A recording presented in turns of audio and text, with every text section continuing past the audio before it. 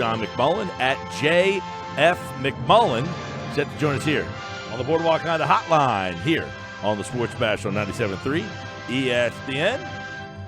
Johnny Mac, what's happening, my man? How are you guys? Week 1 Sunday. What was the biggest surprise of all the games so far? What was the biggest surprise for you?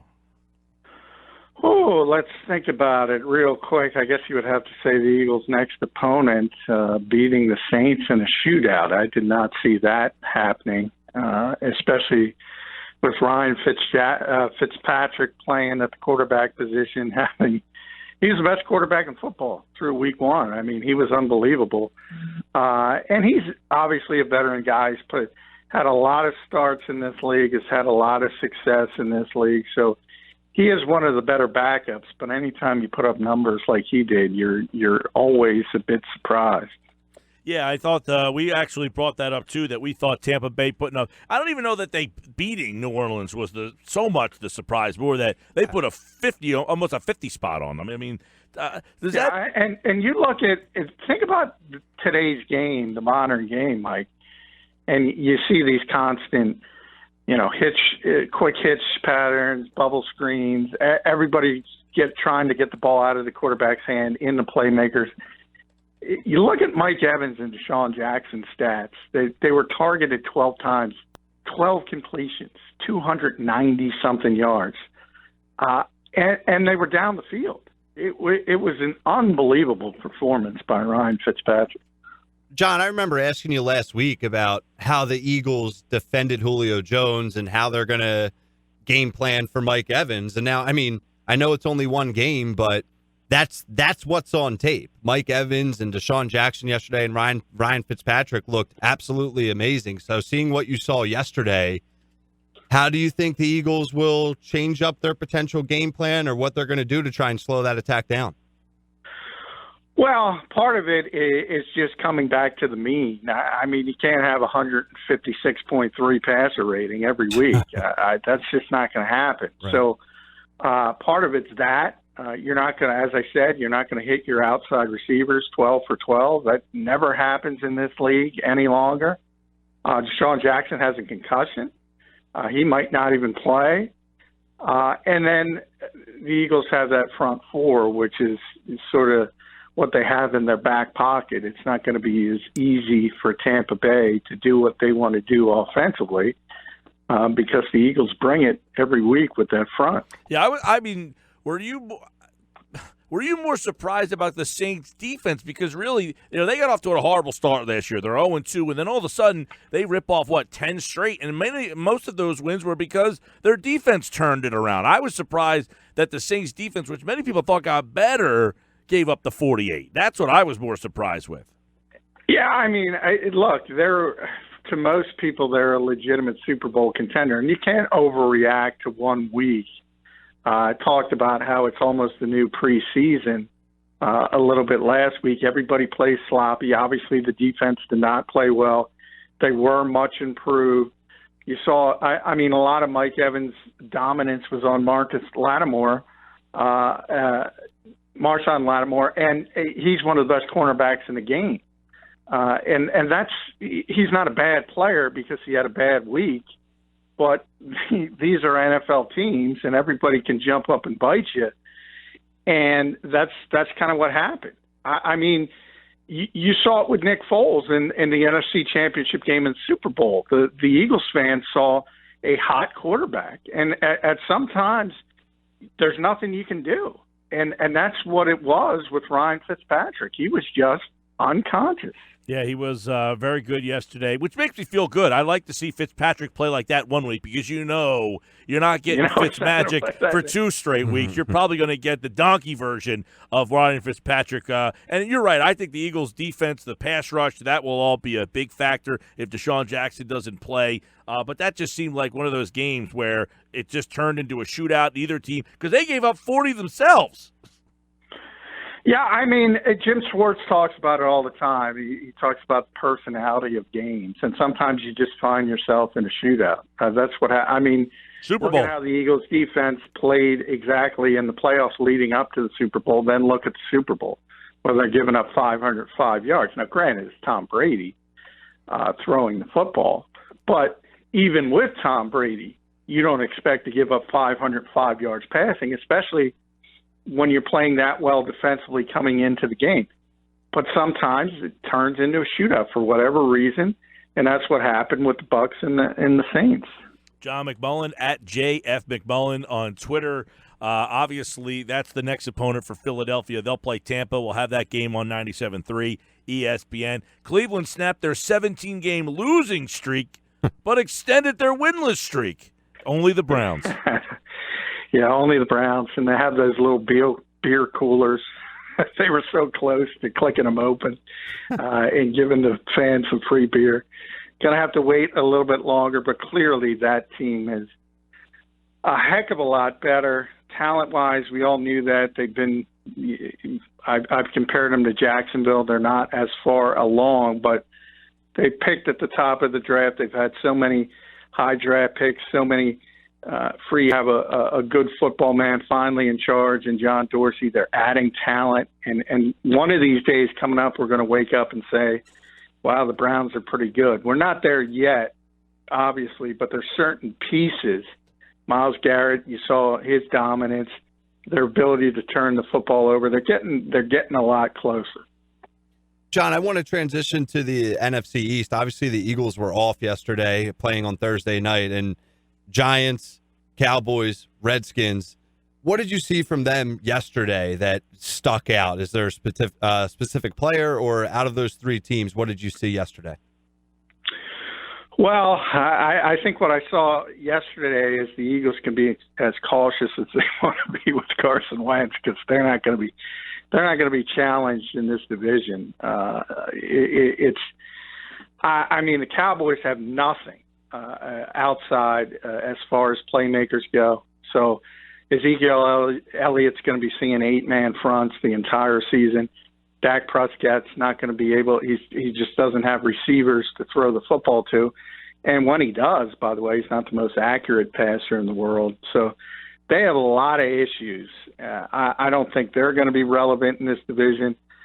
I think you saw the Giants are kind of the Giants. They're certainly better because Odell Beckham's back, and he's phenomenal. Saquon Barkley had the one long run. He's going to be phenomenal, but they still have a bad quarterback and a bad offensive line. And at best, you're looking at a mediocre team. And that leaves the Redskins. And I do think the Redskins are better than people think they are, mainly because I think everybody, for whatever reason, doesn't like Alex Smith, but all he does is win football games. He's been doing it for a long time, and he's a good quarterback. So to me, they look like the second best team in the NFC East, but this is the worst division in the conference, and the Eagles are going to have to work to lose it. Yeah, I mean, there was a couple things. I want to start at the Giant game yesterday. They lose 20-15. Now, Jacksonville, I don't know, is the Giants' defense improved? I mean, to the point where, look, Jacksonville's got a really good defense, that we know. Did they make the Giants' offense look, pedestrian? No, I think it is pedestrian because it's difficult to be consistent if you don't have consistent play at the quarterback position. I don't think the Giants are going to get that. Now, partially is Eli's just aging, partially because the offensive line is better on paper. That didn't necessarily show up. I think it will get a little bit better as we move on.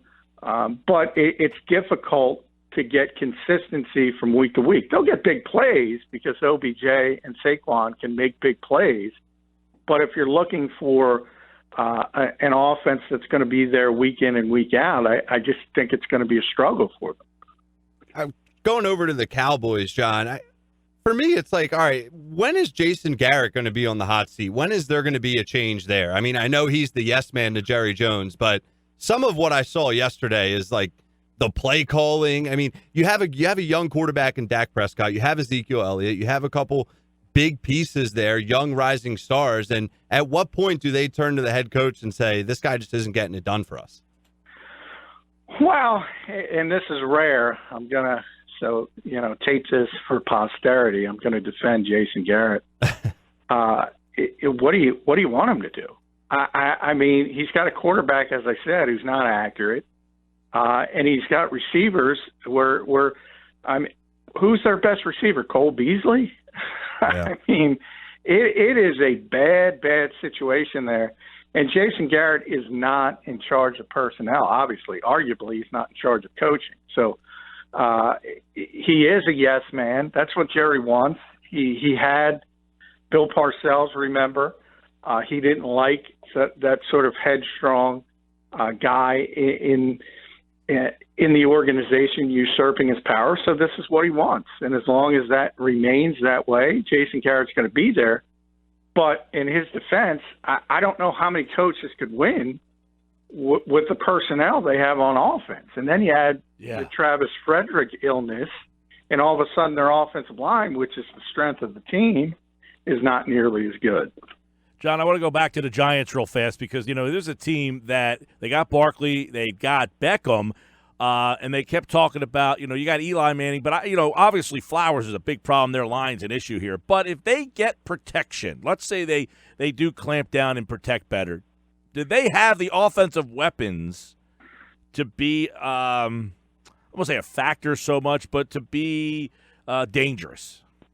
Well, I think on the occasional week, sure. I mean, as there's not a more explosive receiver in football than OBJ. There, at least potentially, Barkley could be the most explosive running back. So you're going to have weeks where everything's clicking, and maybe you put up 40 points. But that's why I bring in the consistency aspect, which is not going to be there. You've seen it for years. You have good Eli, you have bad Eli. Can he get – we talked about hot quarterbacks. We talked about Nick Foles and Ryan Fitzpatrick. Eli's in that category. Occasionally, you'll see a 350-yard gain. But the next week, he's going to roll out and throw 3 picks and kill you. So they're going to improve because Pat Shurmur is a much better coach than Ben McAdoo. And the second part is you're coming from 3 wins. So they're going to win 7 or 8 games, which is significant improvement.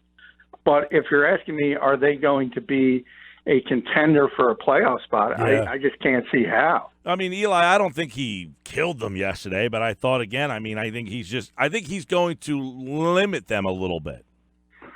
Yeah, he limits them incredibly. No, he didn't have a terrible game by any. It wasn't one of those horrible where he's throwing the football all over the place. I think the offensive line was the major issue yesterday, but I got it. Obviously, I got on it Twitter some criticism because, hey, he's done a lot for that organization. He's got 2 Super Bowl rings. But if you want to live in the past, that's fine. I'm talking about the present. The present is he's a below-average starting quarterback in the NFL. I don't think that's all that controversial to say. No, at this point, I'm watching him yesterday, and I'm thinking, look, the guy's not bad. I mean, but he's nothing. I mean, it's like having Alex Smith. It's like, but Alex Smith wins a lot of games. Well, I would argue Alex is better. I'm just saying you're not excited.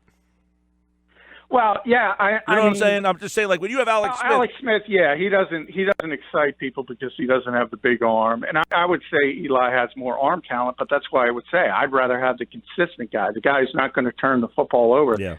The guy who's the so-called game manager, which is a dirty word to many NFL fans, but it's not to coaches. Because if you don't have Aaron Rodgers, if you don't have Tom Brady, you want a game manager who's going to be able to do certain things.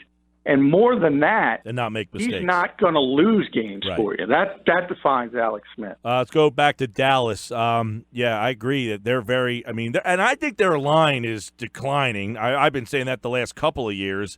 But I think it was really evident yesterday. He's got no weapons. The tight end's not there. And if you're going to stack the box and ask Dak to win, that team's going to be a real struggle. Well, yeah, you look at where they were when Dak was sort of took over this league a little bit as a rookie. Really, the MVP of that team was Ezekiel Elliott. He changed the whole philosophy around. But you still had that third down security blanket in Jason Witten, who's going to the Hall of Fame. Des Bryant had started his decline, but you were talking at one time a top 5 receiver in this league. they had a lot of talent on the offensive side of the football. Then you talk about the best offensive line, Teron Smith, Zach Martin, Travis Frederick, those guys. Now all of a sudden, Dez is gone, and he wasn't a good player when he was there. Jason Witten is gone. Teron Smith is starting to have injury issues. Frederick, as we mentioned, has the illness. All that's left is at an all-pro level, Zach Martin. What are you going to? Are you going to win 10 games because your right guard is the best guard in football? I don't think so. So they have significant issues. How do they mask those issues, John? Is it just the Ezekiel Elliott show? What's Dak Prescott's ceiling this year? It. He's got to be Adrian Peterson during Adrian Peterson's MVP year. If they want to go anywhere, he's got to be that guy. And I don't think he is that guy. He's not. Look, he's a tremendous running back, but he's not Adrian Peterson in his prime. He's not going to get 2,000 yards. He's not going to convert 3rd and 8s on the ground. He's not that guy. So, I mean, he's a very good running back, but as I said, he's going to see 8-man fronts. And if you put 8 and sometimes 9, to be honest, to stop Ezekiel Elliott, you're going to stop him. On the defensive side of the ball, I mean, they only gave up 16 points against Cam Newton and that offense. I don't know what that team is going to be like as the season goes on as far as the Carolina Panthers, how lethal that offense is. But 16 points isn't terrible. It was just more of the offensive side of the ball that really struggled. What's their defense like down in Dallas? Is that something that maybe they can hang their hat on to try and keep them in some games? Yeah, it is the strength of the team, which is pretty amazing because it was the weakness for so long. And now it's almost the football gods playing with them. Now they got some significant talent on the front seven specifically. You always got to be concerned about Sean Lee. Seems to never be able to play 16 games or anywhere close. So, but when he's on the field, they're pretty good defensively. But it's tough to win 14-10 in this league. It really is. And there's no margin for error. Carolina, you mentioned, they're a good team, but they don't have an explosive offense. So that played into it as well. But, yeah, if I look at the Cowboys right now today, the defense is the strength of their team, which is kind of amazing. Let's look over at Washington. They probably were the most impressive of the 3 NFC East teams. Of course, they probably played the weakest opponent. But what I liked from them is the last couple of years, they have not had a consistent run game. I don't know that Peterson's going to stay healthy. I seem to think that he's got some left in the tank. I guess I'm out on an island with that. A lot of people think he's kind of shot. But when I watch him, man, he's a freak. I don't count him out at all. And when he has blocking, I agree with him. He had no blocking in New Orleans and in Arizona last year. The Washington Redskins have a good offensive line. I'm not saying they're going to make the playoffs because Peterson has blocking, but he gives them a run game, something they have not had, and they utilized him yesterday for 150 scrimmage yards. Yeah, and it's rare that Adrian catches the football, so they got him involved that way as well. He did fumble at the end of it, which has always been a problem with him. But, yeah, I mean, I just talked about him. Obviously, he's not the guy he once was. But if they could get – you mentioned their offensive line. People don't talk about their offensive line. It really is one of the best 5 in the NFL. Trent Williams, Brandon Sheriff, Morgan Moses. They have a really, really good offensive line. So – that's been one of their strengths for a while. I don't know if you're going to get any consistency from Adrian Peterson, but yeah, if they get a solid run game wherever it comes from, it makes things easier. And as I mentioned with Alex Smith, he's just not going to lose football games for you. So you see all these games come down to the fourth quarter. The NFL likes to brag about it. They're all one-possession games. If you have a quarterback that's not going to make that game-changing mistake, you're in good position to win football games. You really are. It can boil down to something that simple.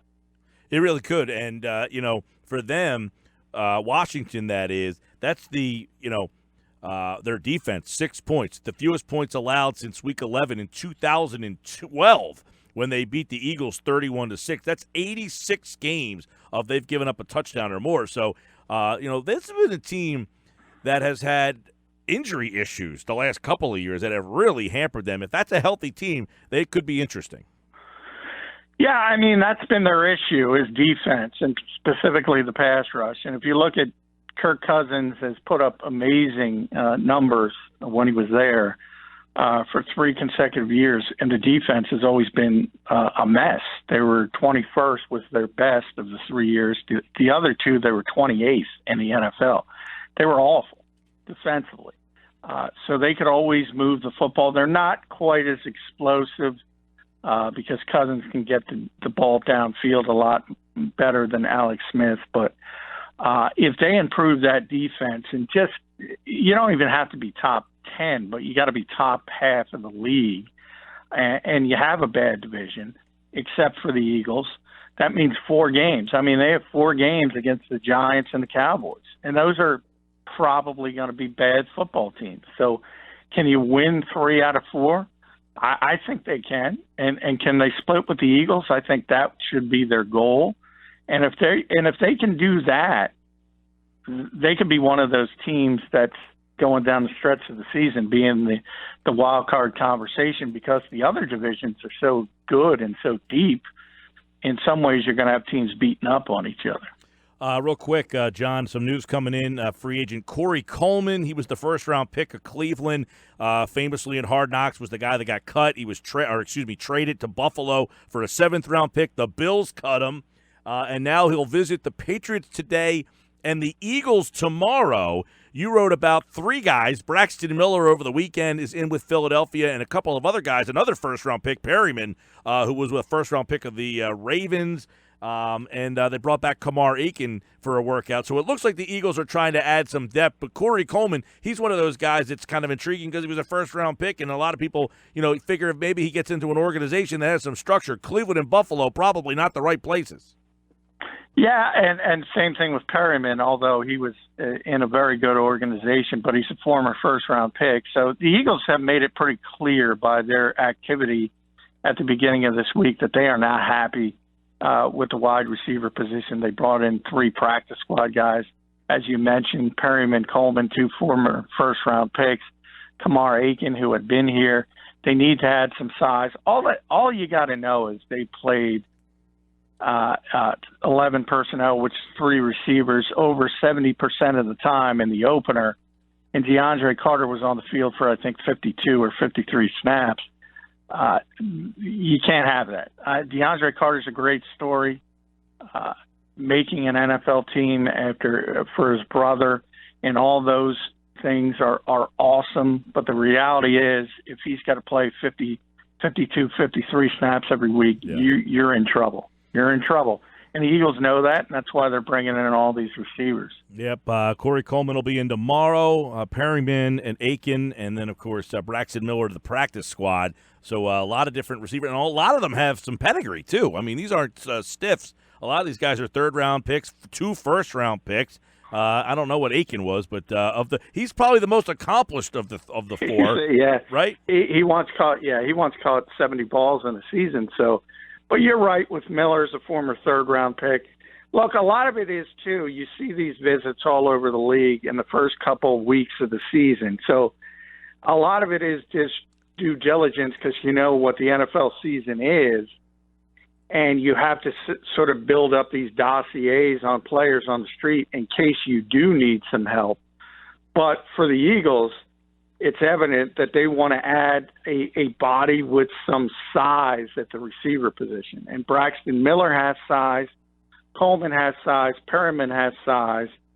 So that's sort of what they want. Now, I could see them not signing either Perryman or Coleman and just elevating Miller from the practice squad after they get a look at him. Mm-hmm. But one of those 3 guys is going to be on the roster over the next 2 weeks. All right, John McMullen at JF McMullen. And, of course, daily right here on the Sports Bash 97.3. Eagles get back to their routines tomorrow. What other than the games, individual games, you mentioned, I saw you tweeting out about the slamming the quarterbacks, into the ground. We had the ratings for the game was not very good for the Eagles the other night. That got a little mention from the guy who runs the country. So we had a couple of off the field things that other than just the games itself. What's some of the things on your mind about that?